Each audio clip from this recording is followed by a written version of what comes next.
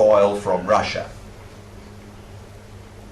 But what I want to focus on in this talk is the overseas investments in production particularly, and to a lesser extent in refining, and the recent evidence of loans for oil which we've seen in Brazil among other places.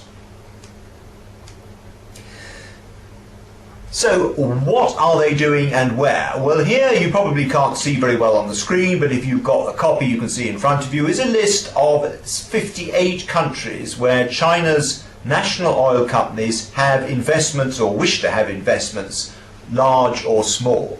And with the asterisks I've identified the most important countries. In the former Soviet Union we've got Kazakhstan, Russia and Turkmenistan. In the Middle East and North Africa we have Iraq, Iran, and then in sub-Saharan Africa we have Angola, Nigeria and Sudan.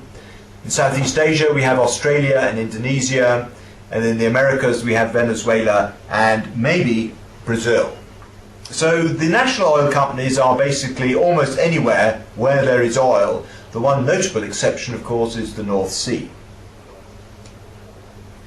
And if we look at the history since 1992, you will see that from 1992 to 1997, the national oil companies just undertook a small number of very simple projects, usually field development projects in Peru, Canada, Thailand and Papua New Guinea.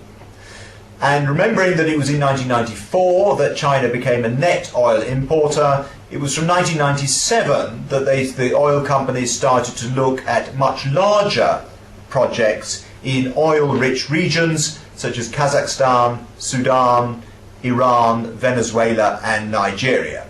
So from 1997 they really started to look at those regions that have a lot of oil.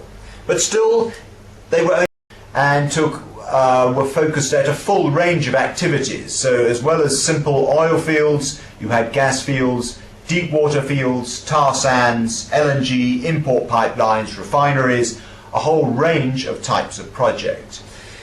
In addition, the companies were much more aggressive in not just going for projects but buying up entire companies. And some of you may remember the failed attempt in 2005 by CNOOC, the offshore Chinese oil company, to buy the American company Unocal.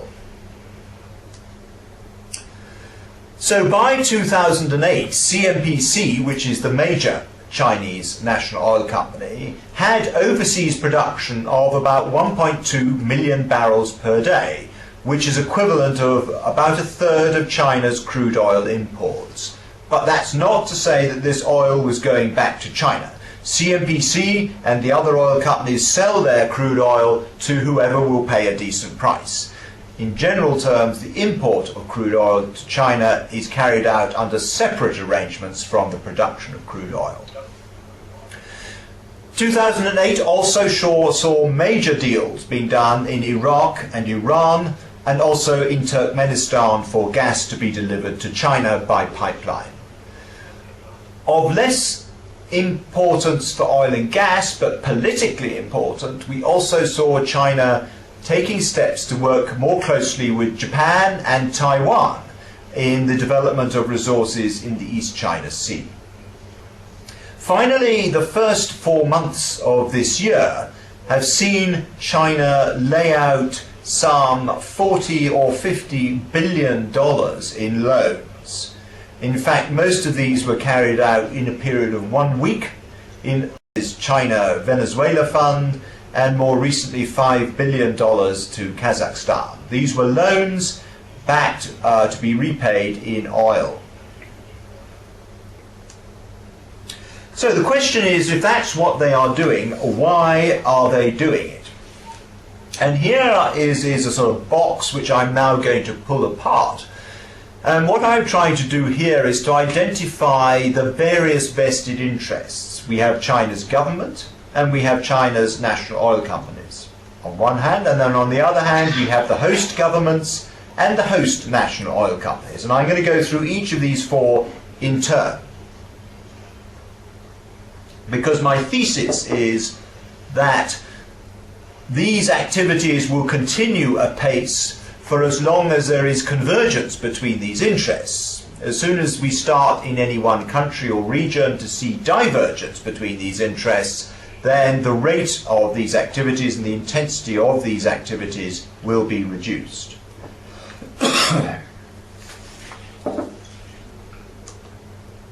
So, if we go to China's government, what are the Chinese government drivers? Well, I think the most long-lived driver is that relating to energy policy. China is a net importer of oil and of gas, and there is a perception of government that, yes, we need to secure long-term diplomatic arrangements with the suppliers. We need to invest in Chinese oil in the ground overseas, because this Chinese oil is then secure for the country. Now, this is clearly really not very relevant. But certainly in the late 1990s, that was a belief within China's government. There's also, if you believe in peak oil and competition for resources, then you can see that China's government industrial policy, China for the last several years has been seeking to promote certain of its industries as international champions, and the oil industry is one of these industries. Then we have financial policy, because clearly if China's oil companies can go overseas and send oil back to China or sell it elsewhere particularly, then it will earn foreign exchange, and the country can use that foreign exchange to buy oil. Also, if the companies make profits, then they will pay more tax revenues to the government. And finally, there's elements of social policy and foreign policy. Social policy, as you may be aware, the last 15 years have seen a dramatic reform of China's state enterprises, with millions of people being laid off work.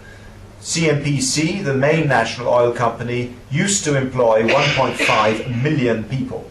And clearly the government has a responsibility to seek opportunities for employment for these people, and one of these is not just that the national oil companies go and invest overseas, but when they go and invest, they bring with them the Chinese oil service and construction companies, and therefore if you go around the world you will see thousands of Chinese people working in the oil industry and on construction projects.